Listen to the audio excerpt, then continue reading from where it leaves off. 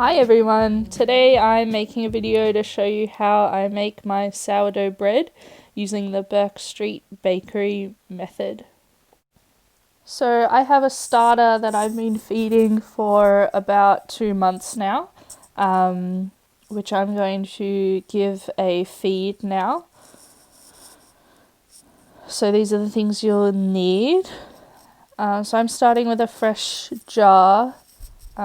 Just because mine had been in the fridge for a while and I wanted to just get out 100 grams of starter for the first feed. So I'm pouring 100 grams into my fresh jar now.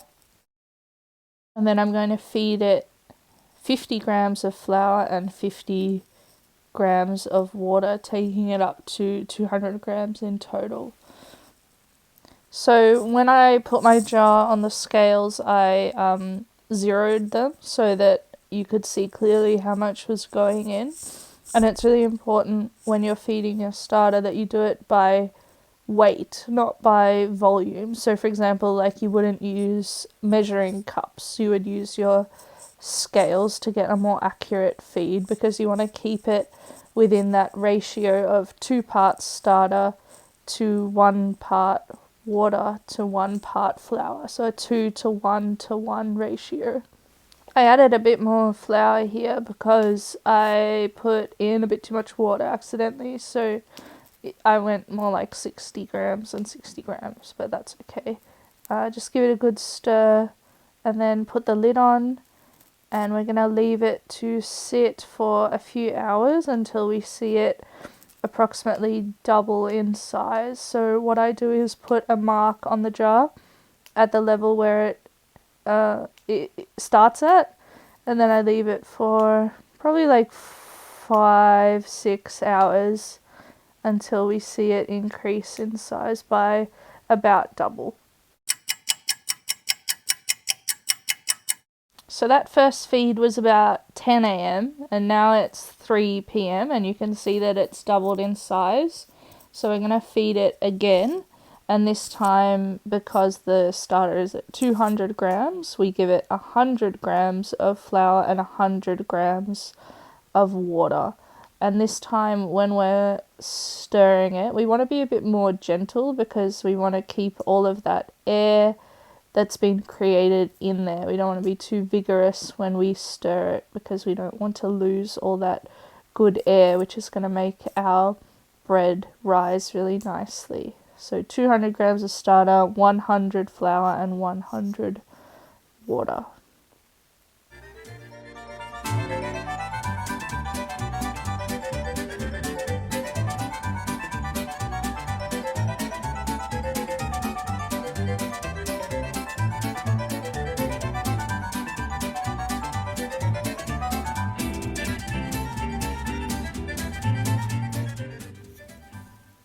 Okay, now we're going to make the dough. So I make mine in the stand mixer because it's way easier. So what we're going to do first is put the starter into the bowl. So I use 365 grams of my starter, and I use 690 grams of bread flour. So I use the Wallaby brand white baker's flour, which you can just get at the supermarket. My video cut me off there, but I then went and added the flour and the water into the bowl as well. You don't add the salt just yet, that comes later. So you mix the flour, water and starter together now for 3 minutes slowly, and then you increase the speed and do it for about 4 more minutes fast. After that, you're going to rest this dough for 20 minutes before we add the salt.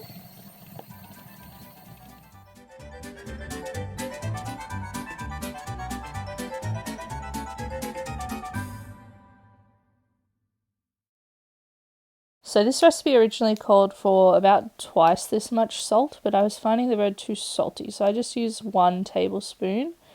You add it in and then you mix it slowly for 1 minute and then fast for 6 minutes. So this is the part where we're waiting for it to get to this stage where you can form a window in the dough, so the gluten allows you to stretch it without putting holes in it too easily. So that was good. We pull it off the dough hook, and now we have to leave it to sit for an hour, but before we do that I put it into an oiled bowl so that it's nice and easy to manipulate it later on when we need to get it out again. So I'm just greasing up a bowl with some olive oil, and I transfer my dough into there, and then I'm going to cover it back up again with a plastic bag and leave it to sit for 1 hour.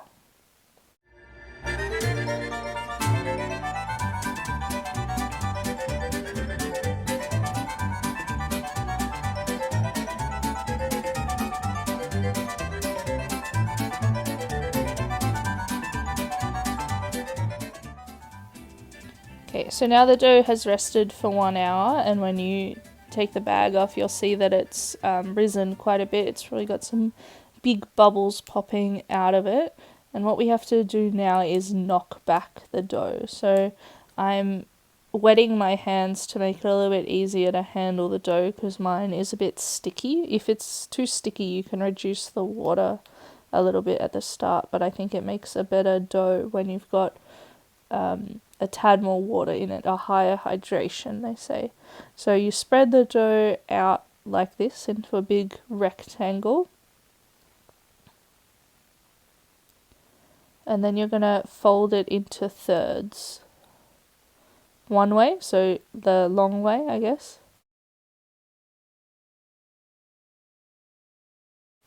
So it's like folding up a brochure.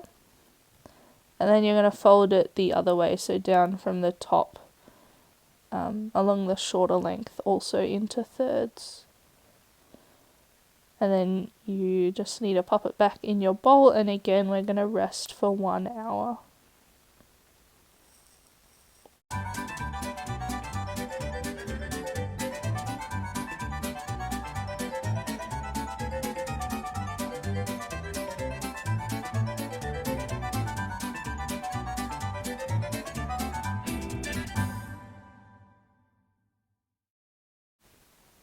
Okay, so now it's time to form the dough into our loaves. So you do like an initial forming of little balls, and then later on you turn it into the actual loaves. So I'm just flouring my bench here a little bit. You don't want a heap of flour, just very light coating of flour.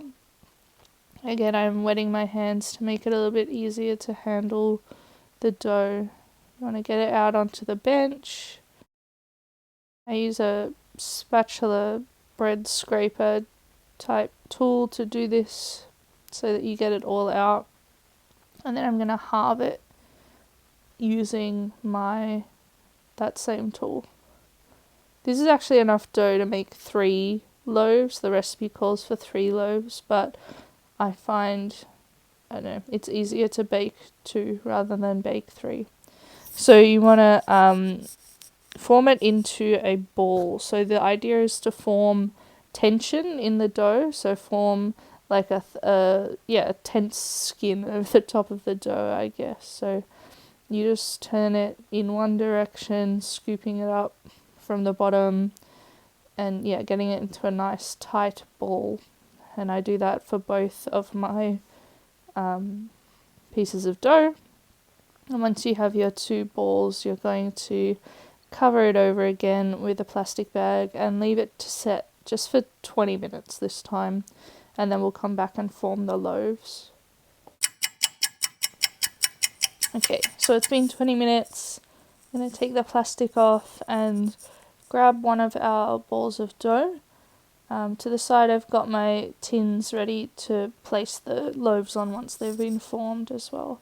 So what you want to do is fold your dough in sort of like the top of a paper airplane, and then fold that little point in on itself and keep rolling, pressing down as you go. Again, you want to form like a lot of tension in the dough because that's what helps it rise and have good form once it's been baked. So that wasn't the best forming, but it does the trick. You want to like seal in the seam on the bottom of the loaf. as well. So that was the first one. See it again now. So stretch it out into a bit of a rectangle type shape. This one I'm going to put in a loaf pan. So I'm just greasing that with a little bit of olive oil.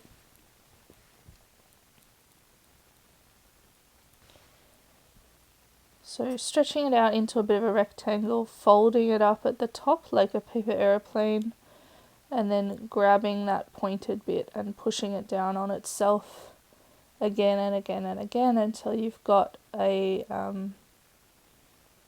nice loaf shape. And sealing in the bottom, sealing the seam. I'm going to squish that into my loaf tin. And then it's again time to rest it, and this time we're going to rest it overnight. So cover the tins up with a plastic bag, and they go in the fridge overnight, ready to be baked in the morning.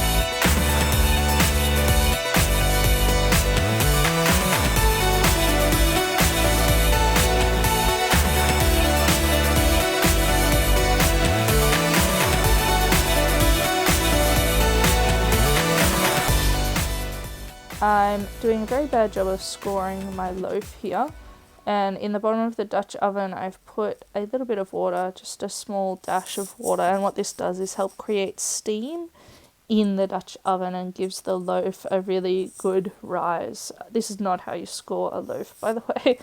So bake that for 25 minutes with the lid on, and then another 15 or so with the lid off. And what you will get is this. So this is after the 25 minutes with the lid on. You should have some really good, what they call oven spring. So the loaf is like basically cooked, but it hasn't browned up yet. But it's nice and springy. It's got oven spring. This is after another 15 or so. And I decided that I would put it back in for a little while longer because I wanted to get a bit of a darker colour on it. So this is what it looked like at the very end. So nice and brown and golden. Some pretty good rise in there. Okay, so these are my 2 loaves finished. The loaf tin, which I'm holding. When you tap the loaf on the bottom, it should sound nice and hollow. That's how you know that it's fully cooked inside. Unfortunately, both of these got a bit of a black bottom, so I could have probably turned my oven down a smidgen, I think, for a better bottom. But I'll show you what they look like inside. Pretty happy with the results of this bake. I've had a lot of trial and error over the last few months. It hasn't all been lovely like this. So some pretty good crumb there, nice bubbles. Some people go for like bigger bubbles than that, but I think this is pretty good, especially given I cooked it in a loaf tin, so I guess it's more like for a sandwich. So you kind of want a bit of a closer crumb.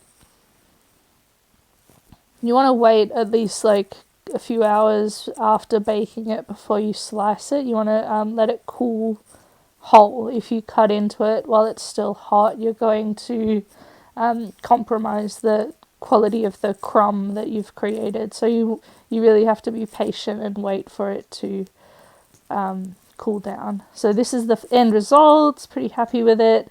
Just doing a little expose of the bread. Pretty good crumb, nice colour, nice blisters on the crust, which is what you get when you cook it in the Dutch oven. Thank you for watching. I hope you learned something, and happy baking. Share your results with me and feel free to ask any questions. Bye!